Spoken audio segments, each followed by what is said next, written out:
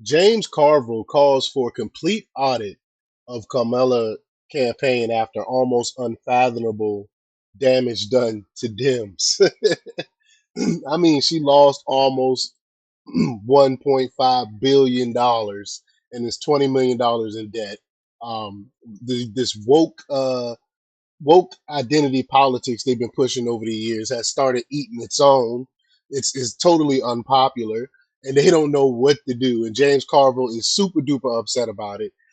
We're gonna play the clip, but before we can start, to go ahead and hit that like button, share this out so we can get this information out there. Subscribe if you're not already a subscriber, and hit that alarm bell so you know when I'm putting out new stuff. Excuse me. Also, check out my link tree in the description. Has a link to my Patreon. That's where I talk about things that I can't talk about here. There's also a link to my Instagram and my X account, so follow me there as well. All right, let's get into this news. Now, this comes from the Gateway Pundit, from Samuel Short by way of the Western Journal. He reports that in the aftermath of Election Day, Democrat strategist James Carville is looking for answers as to what went wrong with Vice President Kamala Harris's campaign. The Daily Caller reports the Harris campaign spent nearly $1.5 billion since it began on July 2021. On Wednesday, Carville gave his thoughts on the Politics War Room podcast, where he told co-host Al Hunt that there's a spending problem in the party that needs to be addressed. But we all know the Democrat Party is the party of spending.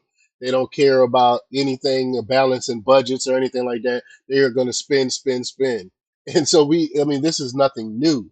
But a lot of people that donated to the Democrat Party is upset about how just frivolously they just threw away their money. It's just crazy. I mean, they gave $2.5 million to Oprah, 500,000 to Al Sharpton.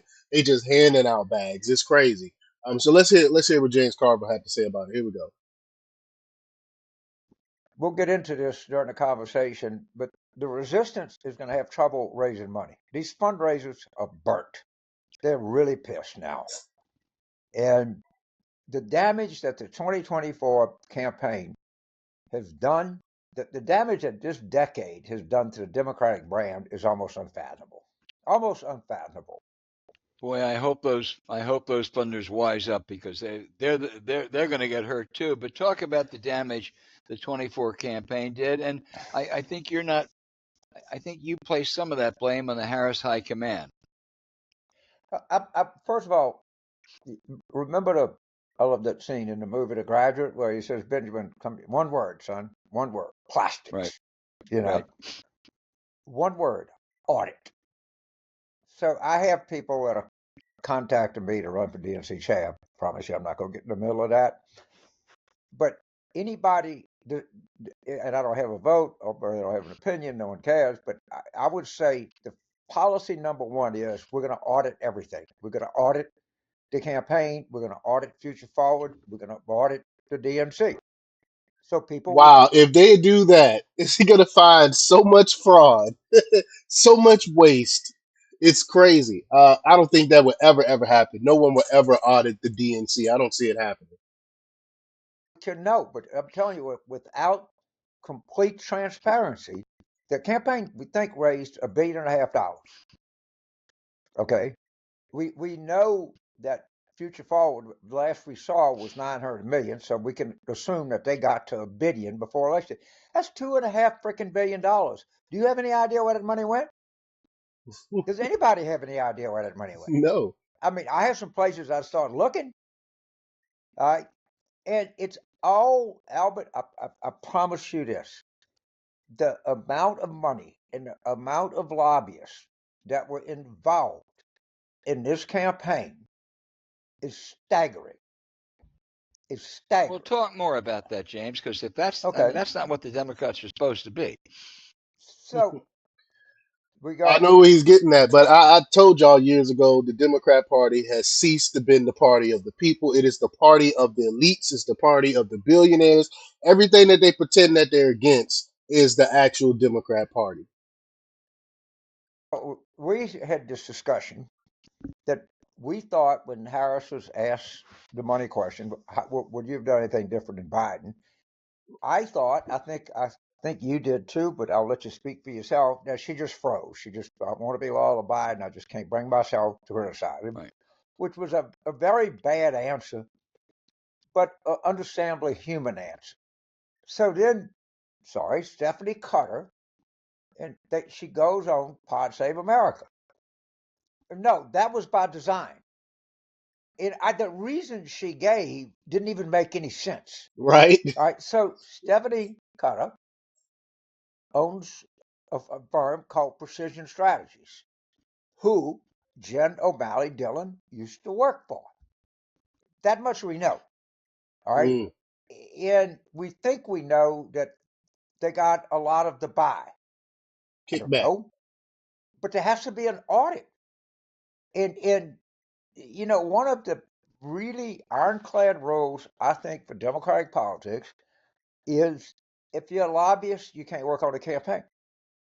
And now, my prescription to that is always get the campaign out of Washington. Well, they were in Wilmington, and they really couldn't.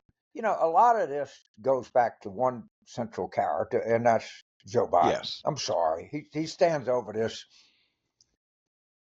like anything else. But they were all lobbyists. They were all compromised.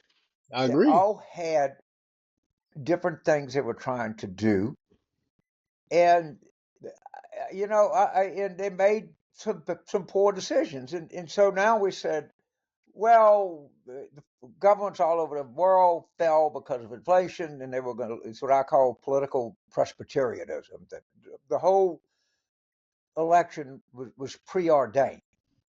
They say their polling never had them ahead. I don't know. I know there are That's a lot true. of public polling that had them ahead at one time or Fake another. polls.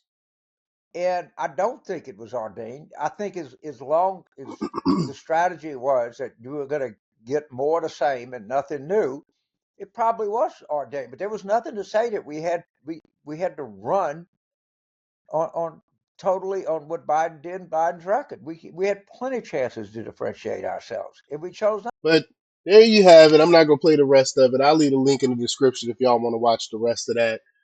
But ultimately, I agree with him as far as auditing the DNC.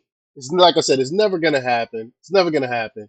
Um, to give Carville credit, Harris most definitely did have a spending problem based on the available information.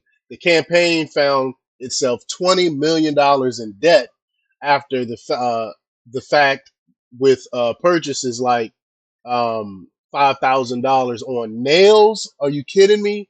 From nail artists to Vikia Croc. That is crazy. $5,000 for some nails.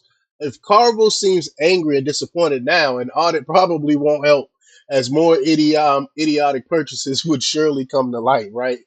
Although there's plenty of merit to Carville's criticisms, he's still missing the point about the Democrats' main problem, the message. When you spend the election cycle, and arguably the past 8 years, telling half the country they are evil, racist, Nazis, and a threat to democracy through their support of a man who is supposedly America's Adolf Hitler, they probably won't vote for you. Facts. Granted, money uh, is always an issue in campaigns. Having enough of it, the origin of it, who is going to. But Carville is mistaken if he thinks better spending habits are going to win Democrats the White House in 2028. I agree with that as well. The spending problem is not that's not the main problem why they lost. The reason why they lost is they're anti-American. They came off as fake. She came off as fake. The open borders, inflation. I mean, there's a number of things that I will put in front of the spending problem. But unfathomable damage was not exclusively caused by spending problems. It's a problem with the message. That ideology, woke ideology, doesn't work.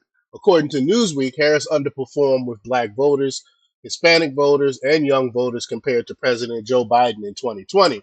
Democrats don't need to lean further into identity politics and focusing on what a voter cares about because of skin color or sex, but they do need to focus on what these voters actually want. That is what their principles are. Democrats need to shift their principles to more closely align with that of voters. And I don't see that happening whatsoever. And if Carville really wants his party to change, they need a new message.